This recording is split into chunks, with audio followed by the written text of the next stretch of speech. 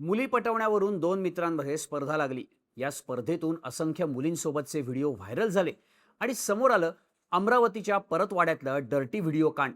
कोणाला प्रेमाच्या जाळ्यात ओढून तर कोणाला व्हिडिओ व्हायरल करण्याची धमकी देऊन अयान अहमद तन्वीर अहमद उर्फ अयान शेखने अनेक मुलींवर अत्याचार केले.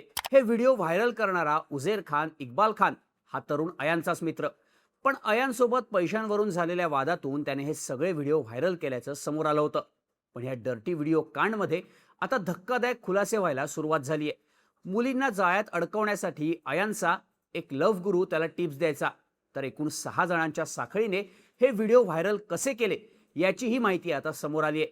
परतवाड्याच्या या प्रकरणात कोणत्या नवीन अपडेट समोर आल्यात, पोलिसांच्या तपासात कोणते खुलासे झालेत आणि या संपूर्ण प्रकरणाची मोडस ऑपरेंडी नक्की कशी होती त्याचीच माहिती सांगणारा हा व्हिडिओ.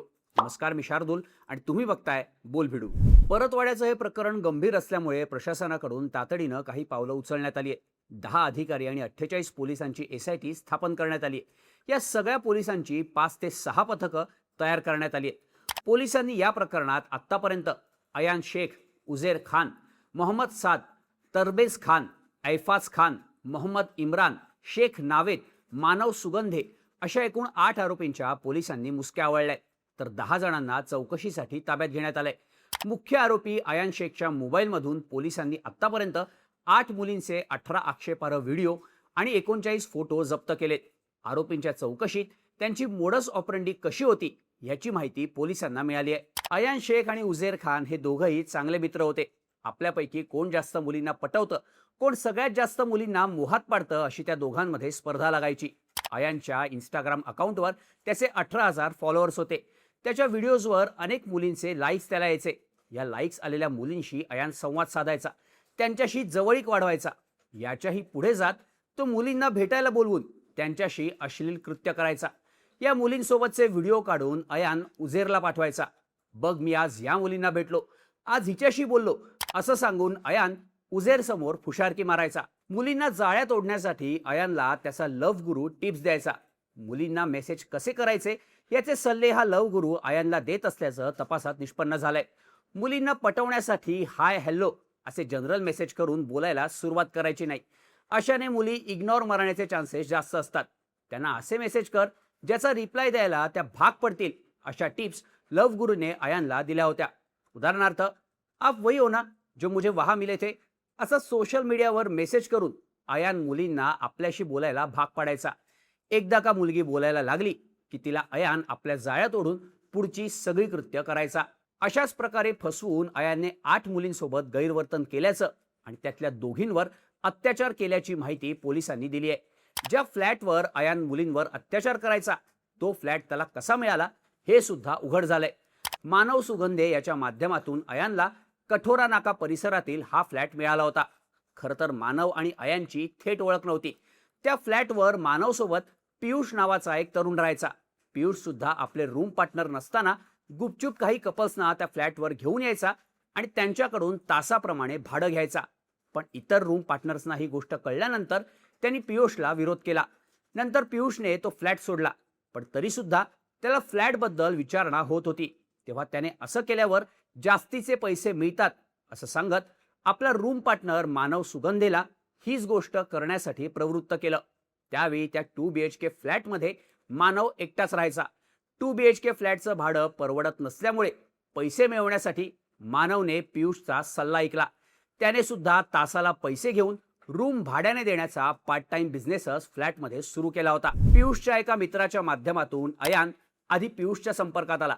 अयानने रूम तासावर भाड्याने मागितल्यावर पियुषने अयानचा मानवशी कॉन्टॅक्ट करून दिला आणि या फ्लॅटवर अयानने अनेक मुलींसोबत गैरवर्तन केलं. गेल्या वर्षभरात 7 ते 8 वेळा अयान काही मुलींना त्या फ्लॅटवर घेऊन गेल्याचं समोर आलंय.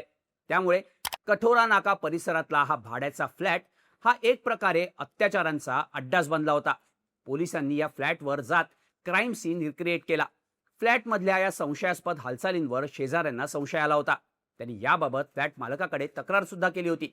पण फ्लॅट मालकाच्या उद्दामपणामुळे कोणीही तक्रार करण्याचं धाडस केलं नाही अशीही माहिती पोलिसांना मिळाली आहे. फ्लॅटचा मालक सुद्धा आता पोलिसांच्या रडारवर आलाय. फक्त हा एकच फ्लॅट नाही, तर अयानने काही कॅफेमध्ये सुद्धा अशाच प्रकारे मुलींसोबत आक्षेपार्ह वर्तन केलं होतं. त्यासाठी अमरावती शहरातील 2 तर परतवाड्यातील 3 अशा एकूण 5 कॅफेंचा अयानने वापर केला होता. अमरावती शहरातील कॅफे रॉयल 10 मध्ये सेपरेट कंपार्टमेंट तयार करून तिथे कपल्सना बसवण्याची व्यवस्था कॅफे मालकाने केली होती. 2 ते 3 तासांसाठी 400 रुपये घेऊन कॅफे मालक इथे कपल्सना बसवायचा. अयान सुद्धा काही मुलींना घेऊन या कॅफेमध्ये गेला होता. यासोबतच अचलपूरमधील कॅफे फ्रेंड्स टाउन आणि परतवाड्यातील कॅफे जंक्शनवर सुद्धा अयान मुलींना घेऊन गेल्याची माहिती मिळाली आहे. पोलिसांनी या कॅफे मालकांना चौकशीसाठी ताब्यात घेतलं असून कॅफेचा पंचनामा केला जातोय. तसंच वज्जर डॅम परिसरातील गार्डनचाही पंचनामा पोलिसांकडून करण्यात आलाय. या प्रकरणात अयानसोबत मुलींचे व्हिडिओ व्हायरल झाल्यामुळे त्यांची मोठी बदनामी झाली आहे. त्यामुळे हे व्हिडिओ व्हायरल कसे झाले त्याच्या साखळीचा शोध सुद्धा पोलिसांनी घेतलाय. अयान आणि उझेरमध्ये पैशांवरून वाद सुरू होता. महिन्याभरापूर्वी हे दोघंही एका पान टपरीवर भेटले होते. तेव्हा अयान आपला मोबाईल तिथेच विसरून काही वेळासाठी बाहेर गेला होता. उझेरने याच संधीचा फायदा घेत अयानच्या मोबाईलमधलं स्नॅपचॅट उघडलं. त्यावर अनेक मुलींचे आक्षेपार्ह व्हिडिओ आणि फोटो असल्याचं त्याला दिसलं. त्याने लगेचच हा सगळा डेटा आपल्याकडे फॉरवर्ड करून घेतला आणि अयानला अडकवण्यासाठी त्याने ते व्हिडिओ व्हायरल केले. पोलिसांनी दिलेल्या माहितीनुसार व्हिडिओ आणि फोटो व्हायरल करणाऱ्या एकूण 2 साखळ्या आहेत. पहिल्या साखळीत अयानकडून सगळ्यात आधी त्याचा जिवलग मित्र उझेर खानने व्हिडिओ मिळवले. त्याने ते पुढे मोहम्मद सादला पाठवले. मोहम्मद सादने ते पुढे तरबेज खानला पाठवले. तर दुसऱ्या साखळीत उझेर खानने व्हिडिओ ऐफाज खानला पाठवले. ऐफाजने मोहम्मद इम्रानला पाठवले आणि मोहम्मदने शेख नावेदला पाठवले. ही साखळी न थांबणारी असून यात अनेक जणांचा समावेश असल्याचा पोलिसांना संशय आहे. पोलीस या सगळ्याचा कसून शोध घेत आहेत. दरम्यान या प्रकरणात 3 पोलिसांचं निलंबन सुद्धा करण्यात आलंय. मुख्य आरोपी अयान शेखच्या वाढदिवसाच्या पार्टीत केक कापणं या पोलिसांना महागात पडलंय. आरोपीसोबत केक कापतानाचा व्हिडिओ व्हायरल झाल्यानंतर पोलीस अधीक्षक विशाल आनंद यांनी एपीआय समीर शेख, पोलीस अंमलदार शुभम वर्मा आणि मयूर गुरव या तिघांचं निलंबन केलंय. तसंच तपास निष्पक्ष आणि पारदर्शक राहण्यासाठी पोलीस अधीक्षकांनी परतवाडा पोलीस स्टेशनचे head constable Abdul Nazim Abdul Kaleem, Achalpur police ठाण्याचे हेड कॉन्स्टेबल मोहन वावरे आणि पुरुषोत्तम बावनेर यांची सुद्धा बदली केली आहे. या प्रकरणात आणखी अनेक आरोपींची नावं समोर येण्याची शक्यता आहे. त्यामुळे पीडित मुलींनी किंवा त्यांच्या कुटुंबियांनी भीती न बाळगता पुढे येऊन तक्रार नोंदवावी असं आवाहन पोलिसांकडून करण्यात आलंय. पीडितांची ओळख पूर्णपणे गोपनीय ठेवण्यात येईल असं आश्वासन पोलिसांनी दिलंय.